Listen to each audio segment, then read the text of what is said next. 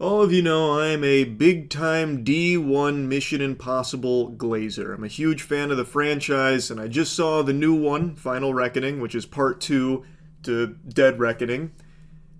And unfortunately, I won't be gushing grannies on this one. I want to make it clear right at the top, I don't think it's a bad movie by any means. It's still a good film, but when you have a franchise that is as consistent as Mission Impossible, delivering slappers, being good, just good, it's kind of underwhelming. It's a lot of steps back, unfortunately. No way I'm going to be able to talk about this movie without getting into spoilers, so this is your spoiler warning right away. Let's just start right away with what you'll immediately notice when you watch this film. Something's a little fishy here. Something feels very off. Something's gone awry because the first hour of this film feels like you're watching a lore breakdown. It is doing a montage showcasing the best of highlight moments from previous Mission Impossible movies. There are so many flashbacks. There's more flashbacks in the first hour in this movie than there was for an entire season of Family Guy. It is crazy how many flashbacks this movie shows you, and sometimes it even repeats the exact same flashback sequence. This is the part 2 to Dead Reckoning, but it almost feels like the part 1 because it re-explains everything and re-dumps all of that same exposition when this is supposed to be like the big oomph, like the finale to everything Dead Reckoning built up. Yet it spends the first hour just almost doing nothing but just showcasing old moments. I half expected them to start showcasing the fucking motorcycle 1v1 from Mission Impossible 2. They were throwing everything in here from the previous movies for these flashbacks. And they make all of these like tie-ins to it sometimes, which feel like retcons in certain cases. That I didn't have too much of a problem with, but the amount of flashbacks right away is just crazy to me. In the very first action sequence you get, it feels like they didn't have any budget. Like they didn't have money to show it, because what happens is when Ethan and Grace, they get captured by Gabriel and they break out. And Ethan, he's about to go to town on 2 bad guys while Grace is spectating this. And instead of showing Ethan doing all the cool shit, like all the fun stunts and fun action that Mission Impossible is known for, like over-the-top great shit, instead it focuses on just Grace, and you only hear things happening, and you see her facial reactions like it was supposed to be a comedy bit. So she's like, ooh, ooh, ooh, oh. You know, like one of those things. And then when he's done beating them up, then it shows like he beat them, he defeated them, and then they go about the rest of the chase with Gabriel. That's really, really lackluster. Like, I just voice cracked on that because I was so stunned when I watched that. Because Mission Impossible, they do such a good job of action and getting you like immediately hooked. To have this be the first major action sequence and you don't even see it, you just hear it, that's just lackluster. That feels really, really weird. And it doesn't help that intro action sequence there is the only action sequence you get until the second half of the film. And I'm not exaggerating. There is so much storytelling that has already been told for the most part in Dead Reckoning that you don't get any other actions or any other like stunts until the second half kicks in. Now, that's not to say nothing happens. Of course, some things happen, but you don't actually get like a fight or any like big stunts or action moments until the second half. They saved everything until the second half of the film, which I think is a big detriment to it. I really do. And another thing that really doesn't help is how wonky some of the dialogue is. Like, there's moments where it goes for like a comedy beat, and sometimes it makes sense. I mean, Mission Impossible has always had some humor in it, but here, sometimes they'll just interject it in like the most out of place moments. Like the dialogue felt really stiff and sometimes just downright peculiar for what's happening. And then they completely abandon that to go back to being serious because this is like the highest stakes ever. This is supposedly potentially the last Mission Impossible movie, and you feel that like it's trying to set that up, so it's constantly like feeding you the stakes and how they repeat this exact line almost verbatim multiple times. Everything you've ever done has led up to this, Ethan. This is your final reckoning. This is everything. This is what you were born for. It's actually everything ever. But then the movie's at like this glacial pace, like a slog in the first hour and a half or so. And it doesn't help that the villain, Gabriel, is extremely lackluster in this movie. I didn't dislike Gabriel in the previous one. In this movie, he might as well be non-existent. He might as well have not even been named. You see so little of him, and he also does so little. He's just like a weenie. He's not like, a genius chess master who's 10 steps ahead like I thought he would be. In fact, you really only see him in that beginning where he runs for his life in like a Scooby-Doo chase and then just gets away because he locks the door behind him. Not exactly a crazy mastermind plot. And then you actually don't see or hear from him again until the very end of the film where he shows up and he's like, "Thanks for arriving, Ethan. I needed you to do all of this for me. So now I'll be shooting at you now." It's like, okay, what a villain. And then there is never even a moment where Ethan and Gabriel even like have an exchange, really. Like they talk briefly, a little chit chat, but even their final showdown, they don't really talk or do anything. It's just such a weak villain. Nobody will remember Gabriel.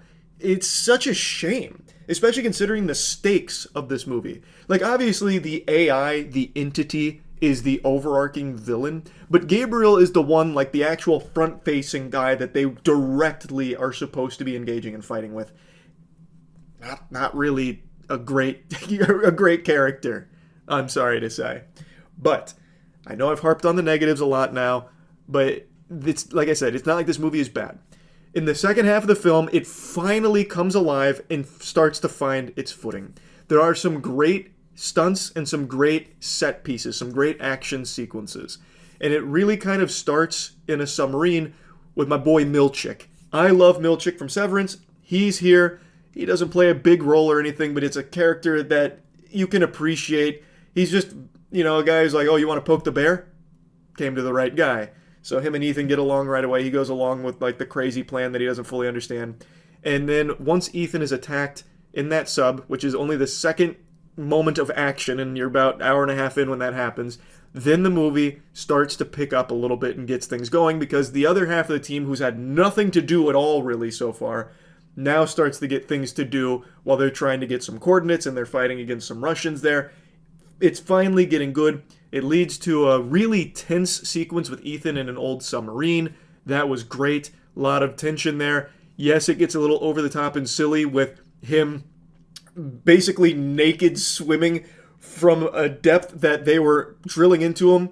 He would probably die in even like the most optimal state-of-the-art gear, yet Ethan, being the superhuman Super Saiyan that he is able to just man mode it and just bare nipples out, just tank it and be fine.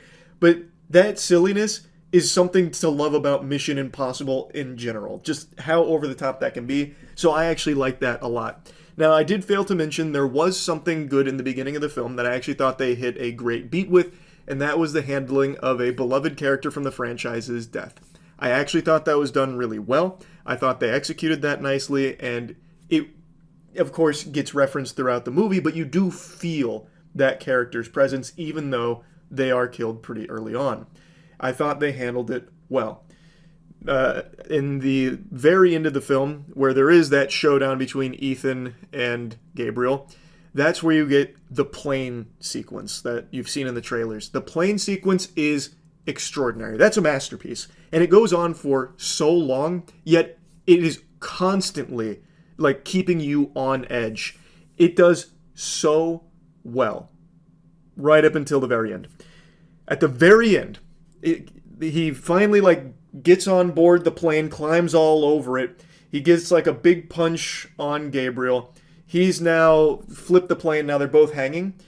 Gabriel's got a parachute. Ethan does it, and he says, "Ha ha ha, Ethan, I'm the only one with a parachute. I win." So he lets go of what he was holding on to, except he hits the back of the plane, and then he hits his head on it, and it splits his skull open, so he insta-dies. And the theater laughed. It's played off like a joke. That's how they kill the main villain of the highest stakes Mission Impossible has ever had. With a gag. I hated that. I really did. I don't think that joke lands, at least not with me. That's not how I want to see the big bad of a 2-part Mission Impossible movie go down. Like, that's just so unfulfilling. And really, it feels out of character for Mission Impossible. Mission Impossible always has, like, a really cool fucking final boss battle, really, most of the time, I would say.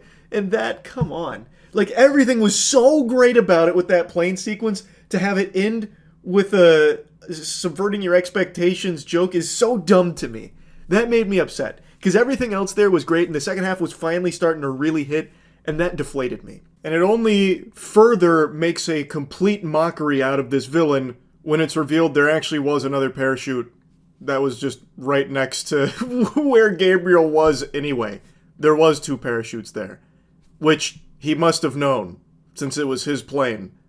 So why was he even laughing about having the only parachute and then, like, letting go? He must have known Ethan would find it, considering it was just in the seat right there. I just thought that was fucking terrible. I hated the way they killed off Gabriel there. But I'm happy to report after that, it gets great again. I think it has such a nice, great, fulfilling conclusion after that. I think it is very fitting, and I really appreciate the way that they wrap it up at the end there.